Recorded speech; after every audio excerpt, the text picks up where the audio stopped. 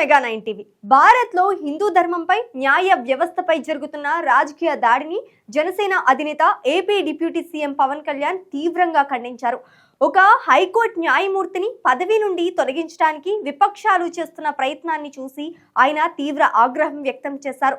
విపక్షాల ద్వంద్వ నీతిని ప్రశ్నిస్తూ ఆయన వేసిన ట్వీట్ ఇప్పుడు దేశవ్యాప్తంగా చర్చనీయాంశమైంది. ఆయన అడిగిన కొన్ని సూటి ప్రశ్నలు ఇప్పుడు దేశవ్యాప్తంగా ఆలోచింపజేస్తున్నాయి.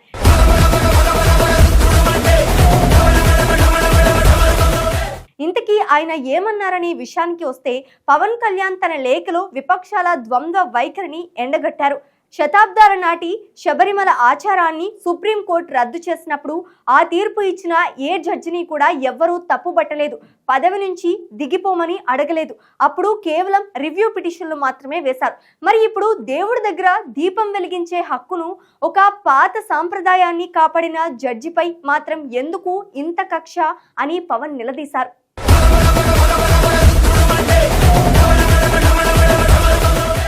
ఇండియా కూటమికి చెందిన 120 మందికి పైగా ఎంపీలు కేవలం హిందూ ధర్మానికి అనుకూలంగా తీర్పు ఇచ్చారనే కారణంతో ఒక జడ్జిని టార్గెట్ చేయడం రాజ్యాంగాన్ని అడ్డం పెట్టుకుని చేస్తున్న రాజకీయ బెదిరింపు అని పవన్ మండిపడ్డారు.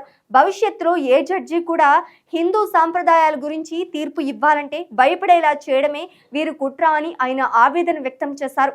ఇలాంటి రాజకీయ జోక్యాలు పోవాలంటే భక్తులకు తమ ఆలయాలపై పూర్తి అధికారం ఉండాలని పవన్ తేల్చి చెప్పారు.